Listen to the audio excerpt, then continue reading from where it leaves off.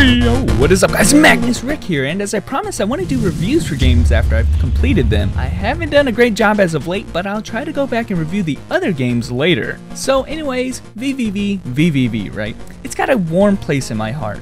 It's a game I enjoyed enough to begin recording myself and try my hand at commentary something like 4 years ago. So already the game has some significance to me, but that aside I will try and look at the game unbiased and tell you whether or not I think this game is worth playing. But I will just start by mentioning that this is a relatively short indie platformer that is already many years old. That lethal combination just merely means that if you haven't played the game already, then it's going to be an extremely cheap purchase on Steam now at only $5. And in fact, while I'm making this video, there's a Steam sale for Christmas that has it going at about $125. Because of that, I don't know how hard I'm going to be trying to convince you of at least trying the game out. MR-VVVVV was created by Terry Cavanaugh and released onto Steam all the way back on September of 2010. To me, if I were to name where classic indie games started becoming popular on Steam, I'd say it was with this title. Then again, I could be totally wrong, but it does have an overwhelmingly positive number of reviews since the very start. Since then, the game may be considered a Steam classic, and I feel truly is an experience that every Steam account holder that enjoys platformers should try. Now, if you've got no idea what VVVVVV is, it merely is a short indie platformer with something like 3 buttons: left, right, and jump. Of course, instead of jumping in this game, it is set in a dimension that instead reverses gravity, making you fly all the way to the ceiling. It's a pretty simple concept that is utilized to great effect, featuring challenge that will truly require many hours to master. So I suppose if you kind of understand the gameplay, there really isn't much else to discuss. You run, you switch gravity, you try not to get hit. I mean, this is basically every platformer in existence. So why do I think it's worth the play? To me, it's simply the challenge. Games are exciting, I feel, because of the progress you make in them, and nothing can be more satisfying than finally passing and mastering a very difficult challenge. VVVVVV has many instances of that, where even veterans who have played through the game many times have not been able to do it without dying hundreds of times before the finish. Dare I say that's not the case with simpler games like Mario and the like. This game plays as fluidly as you can ever ask for, and the hit detection is spot on. When you die, you can often see exactly the pixel that poked you, and thus it hardly ever feels as if you've been cheated by the game.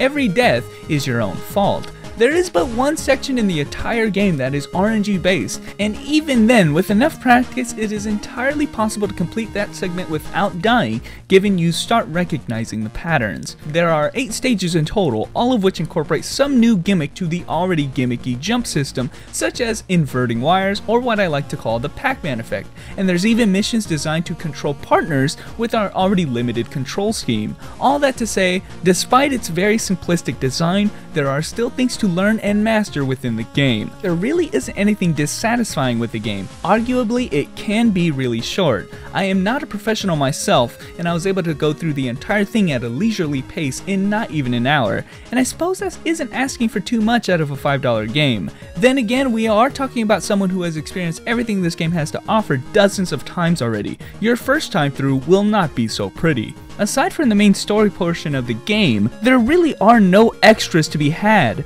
There are time trials where you can perfect your score, which in all honesty does very little aside from perfecting those stages for the main playthrough. Now there is a level editor, however, in which you can play levels that other people have created, or create one yourself. Hey look, even Magnus Paulsen made one. Oh my god, this shit is impossible. This, I suppose, could extend the game's life to infinity. However, I feel as though the main playthrough pretty much encompassed all the kinds of things that you could see utilizing the game's control system, and I simply don't find the player-created levels nearly as fun. Then again, that's for you to decide.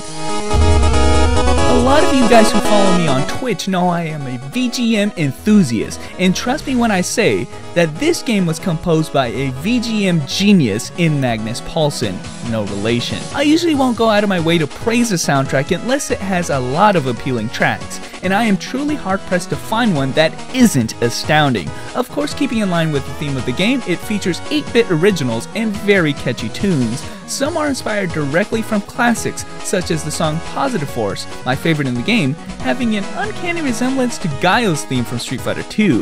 Yeah, the one that goes with everything.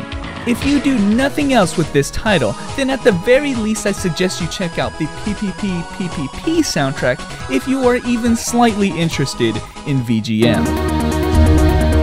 All this being said, if I am to even mention indie platformers, it'd be a sin not to mention Super Meat Boy, and so I will quickly make a comparison. Super Meat Boy is a more modern and polished title. In all honesty, I find it orders of magnitudes more challenging than this game. It has expansions and tons of levels. I'm talking hours upon hours of content, differently playing characters, replays and speedruns. This title is truly jam-packed and I find myself always coming back a ton. But this review isn't supposed to be about Super Meat Boy. VVVVVV on the other hand, I definitely think it's a title worth every penny and worth it for the experience, but I'll have you know that for those who want a comprehensive platformer that you can always come back to, I don't think this title simply has enough to offer. If you're looking for a relatively cheap platformer that definitely provides challenge, then you need not look any further. I can't recommend anything else for $5, whereas something like Super Meat Boy is still 15. But anyways, it's not my intention to try and sway you either way with these review videos. I've merely laid out my thoughts. However, it's entirely up to you to determine whether or not you want the title for yourself. If you want to see a playthrough of the game in its entirety, check out this playlist. But otherwise guys, thanks for watching. Hope this review has helped you, and I will catch you guys later.